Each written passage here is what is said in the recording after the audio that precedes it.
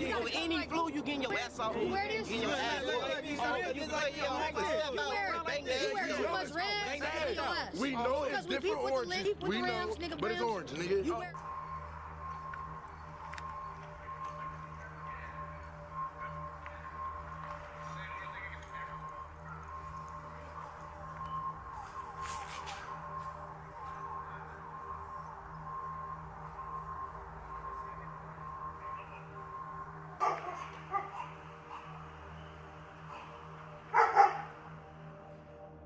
This is 15-year-old Anthony Smithers, known online as Infant Loco, a young rapper who was shot dead after a killer posed as a girl on Instagram to lure him to a location.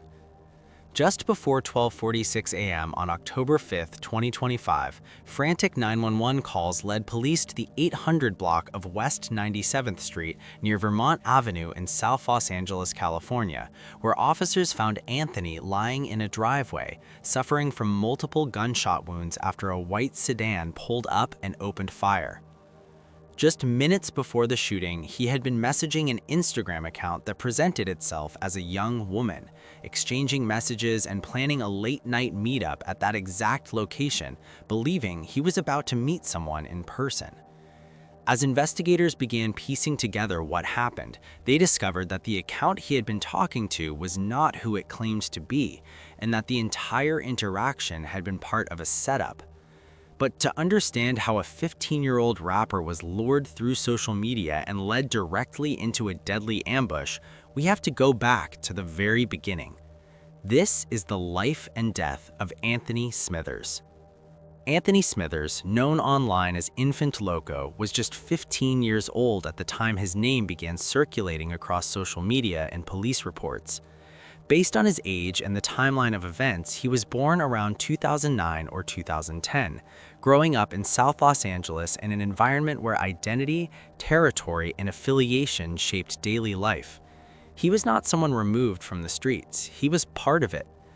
From a young age, he was already exposed to a culture where reputation mattered, where presence meant something, and where being seen could either build your name or put a target on your back. But even within that environment, Anthony stood out in a way that would later play a major role in what happened next. But what made him stand out was not just where he was from, it was how visible he made himself. One of the reasons people took notice of Anthony was because of a visible deformity on his hand. He had an underdeveloped extremity which made him physically different from others around him. That alone drew attention to him, especially in the videos he posted online. A lot of people started to take notice of him because he had a deformity on his hand, somewhat of an underdeveloped extremity, rendering him disabled. These videos were not high production or professionally made. They were raw, direct, and unfiltered. That authenticity made people pay attention, and in a space where visibility often translates to recognition, Anthony was beginning to build a name, even at a young age. And over time, that presence began to evolve into something more. Anthony was not a mainstream rapper with studio albums or major releases. Instead, he fit into a different category, what many would call a hood rapper or street content creator. He was associated with music, but not in the traditional sense. His content reflected street life, his environment, and the people around him. He appeared in videos, was connected to others in the same space, and used social media as his platform. This kind of presence often blends music, identity, and affiliation into one.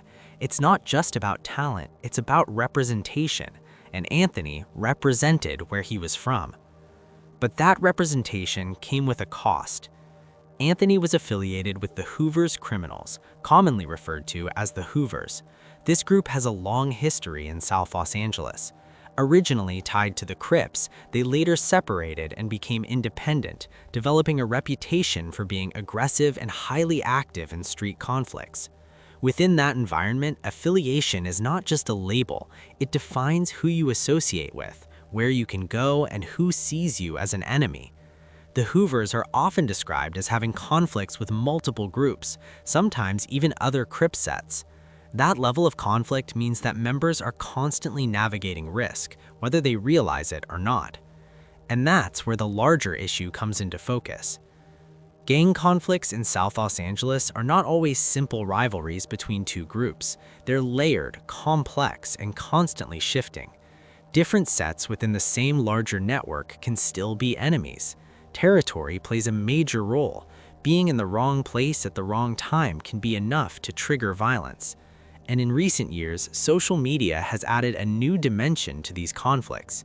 Because now, people are not just identified on the street, they are identified online. Anthony's affiliation with the Hoovers placed him in direct opposition to other groups, including members of the 118 East Coast Crips. This set operates in the same general region but aligns differently in terms of alliances and rivalries. Conflicts between these groups are not new, but the way they are carried out has changed. And that's where this case starts to shift. Because amidst everything, Anthony would come across someone he didn't have a personal relationship with, but would soon lead to the deadly conclusion of his story. That person is the 18-year-old Dylan Blackwell, also known as Lil Juice Man, who was tied to the 118 East Coast Crips. There was no long-standing feud between them. They weren't arguing, they weren't going back and forth. Instead, the connection came through affiliation and visibility. But what made this situation different was how that connection was used. Instead of approaching Anthony directly, the interaction would take a different route, one that didn't involve confrontation, threats, or any obvious signs of danger. It started when Dylan and his crew found Anthony's Instagram, and from there, the plot to Anthony's death started. Anthony began communicating with an Instagram account that presented itself as a young woman. The account used the name Pretty Ass Beat, and the interaction began in a way that seemed normal for someone his age. A message, a response, and then a conversation that quickly became more personal. At first, there was nothing unusual about it. The account engaged with him, responded quickly, and created a sense of familiarity. Messages went back and forth, the tone shifted from casual to suggestive. At one point, explicit content was sent to him, which escalated the interaction further. And that was the turning point, because from there, the conversation moved toward meeting in person. On the late hours of October 5th, 2025, everything changed. That night, Anthony was moving around South Los Angeles after being away from home for a couple of days. He had been staying in the 50s area on 59th and was not following a fixed routine. At some point, he was in contact with the Instagram account he had been talking to. The conversation was active and the plan to meet up was already in place. As the night continued, Anthony arranged a ride. In the messages, he mentioned that his cousin would drop him off. The plan was simple. He would go to the location, meet the girl, and leave. Nothing in the exchange suggested anything unusual from his point of view. He got into the car and headed toward the meetup spot. The location he was given was on the 800 block of West 97th Street near Vermont Avenue in South Los Angeles, California, where officers found Anthony lying in a driveway, suffering from multiple gunshot wounds after a white sedan pulled up and opened fire. As he got closer, the communication continued. The account asked him how far he was. Anthony responded and kept updating his location. The messages stayed consistent, keeping him engaged and focused on the plan. There were no sudden changes in tone. Everything stayed normal. And that's what made it work. When he arrived near the apartment building on 97th, he sent a message saying he was there. The response came back quickly. The account told him it was coming outside to get him. At that moment, he stayed near the front of the building and waited. But then, something changed. A white sedan entered the street and moved toward where Anthony was standing. The car approached slowly, coming closer to the front of the apartment building. From the outside, it did not stand out as anything unusual. It was just another car moving through the area. Anthony remained in place as the vehicle closed the distance. And that's when the situation escalated. As the car reached his position, people inside began firing multiple rounds in his direction. The shots came rapidly, striking him and forcing him to the ground. But that was only the beginning. After he fell, individuals got out of the vehicle and moved closer. They continued firing at him while he was on the ground, then returned to the car. And within minutes, everything shifted. The shooting ended as quickly as it started. Shortly after the gunfire, a call was made at 12:46 a.m. reporting multiple shots in front of an apartment building on 97th. The LAPD is out here right now investigating, talking to witnesses, and collecting evidence to find out exactly what happened. We don't know at this point if a suspect is in custody, but we do know that a young man has lost his life. We are here on 97th Street. This was the scene around 12:40 this morning. A birthday party was ending just a few properties down from where a man was shot. Police also found bullet holes in the apartment building where people were asleep at the time of the shooting. Luckily, no one was injured inside their homes. The victim has not been identified. LAPD homicide detectives have been notified. They have been out here all morning long. Bullet casings littered the street where the victim was shot. Now back out here live. Again, we're trying to figure out from investigators what exactly transpired. Again, a young man has lost his life. That's very latest. We're live in Westmont. Officers arrived and found Anthony lying in the driveway, suffering from multiple gunshot wounds across his body. But even at that point, the situation was not fully understood. At first, there were assumptions that the shooting was connected to a party that had just ended nearby. There were also claims that it could be tied to ongoing back-and-forth violence between the Hoovers and the Main Street groups. That was the initial direction people were looking at. But then, something changed. As investigators began working the scene, they recovered multiple shell casings from the ground. There were 24 9mm casings and 8.57 caliber casings spread across the area.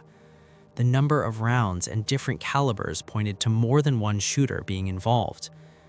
And that's when the situation escalated. Detectives started canvassing the area for surveillance footage. It did not take long before they located a camera that captured the shooting. The footage showed a white sedan driving along 97th. It also showed Anthony standing in front of the apartment building as the car approached. Within seconds, gunfire started from inside the vehicle. After Anthony fell, individuals got out of the car and continued firing before getting back inside and leaving the scene. But the vehicle itself became the next focus. Using camera systems across nearby streets, investigators tracked the white sedan as it moved away from the scene. It was seen on 92nd and Vermont, then again near 91st and Fig, and later along Avalon before the trail was lost. But that still left one major question. Why was Anthony there? That answer started to come from his phone. People close to him accessed his Instagram account and found that he had been communicating with an account named Pretty Ass Beat just minutes before the shooting. The messages showed that he had been planning to meet someone at that exact location. And that's when everything started to connect. The conversation showed that the account had sent him an explicit video and told him to pull up. They planned the meetup step by step. Anthony mentioned that his cousin would drop him off. The account asked how far he was and told him to let her know when he arrived. At 12:35 a.m., he sent a message saying he was there. At 12:36 a.m., the account replied, "I'm coming." And within minutes, the shooting happened. But that was only the beginning. Investigators submitted a search warrant for Instagram and traced the account to a device. That same device was also linked to other accounts, including names connected to Juice Man. And that's when the situation became more focused. The device had been activated weeks earlier on September 25, 2025, using a phone purchased from a Cricket store under a false name. When investigators looked deeper, they found the information connect back to a real person, Dylan Blackwell. He was 18 years old and tied to the 118 East Coast group. And that's when the pieces started to come together. Further data showed that the device was active in locations connected to the shooting. It was also turned off shortly after the incident, around the same time the account was deactivated. But the evidence did not stop there. Inside the data linked to the account, investigators found screenshots of the conversation between Anthony and the Pretty Ass Beat account. There were also images placing Dylan Blackwell on 97th and Vermont weeks before the shooting, holding a weapon. And that's when the case became more direct. Investigators also found messages where he shared details of the situation with others. In those messages, he showed the same conversation and referenced what had happened. But the investigation continued to build. On October 21, 2025, the white sedan believed to be used in the shooting was located in another area. Inside the vehicle, there was a live 9mm round and a piece of white clothing. The car had been reported stolen prior to the incident, and that's when the case moved toward an arrest. On December 5, 2025, Dylan Blackwell was taken into custody. Later that day, he agreed to speak with investigators. During that interview, he stated that he was the driver of the vehicle involved in the shooting. He admitted to taking the car and purchasing the phone used to create the Instagram account. He also stated that he created the account and communicated with Anthony to bring him to the location. He explained that he was with 2 other individuals that night and that they had been driving around before going to the location on 97th. He said that once they arrived, those individuals got out and began firing. And that's when the structure of the plan became clear. He described how the account was created, how the location was selected using Google Maps, and how the messages were used to guide Anthony to the exact spot. He also stated that he recognized Anthony from videos he had seen online. And at that point, the case had a clear direction. Dylan Blackwell admitted to his role as the driver and the person behind the account used to contact Anthony. As of now, Dylan Blackwell is still waiting for the legal process to move forward, and no final verdict has been made in the case.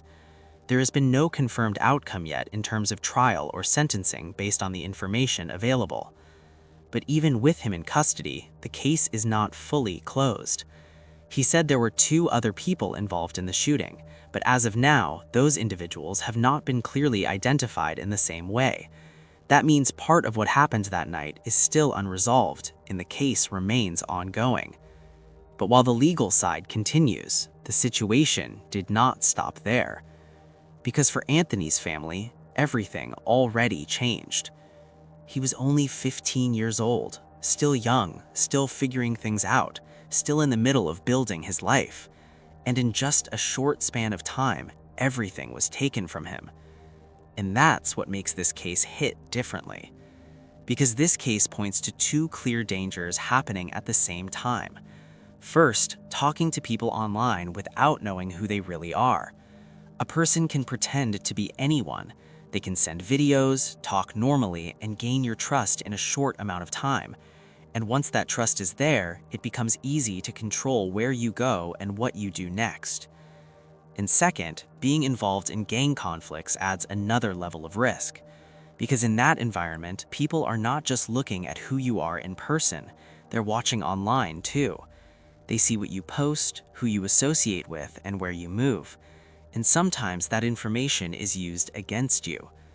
And when those 2 things come together, online interaction and gang conflict, the situation becomes even more dangerous.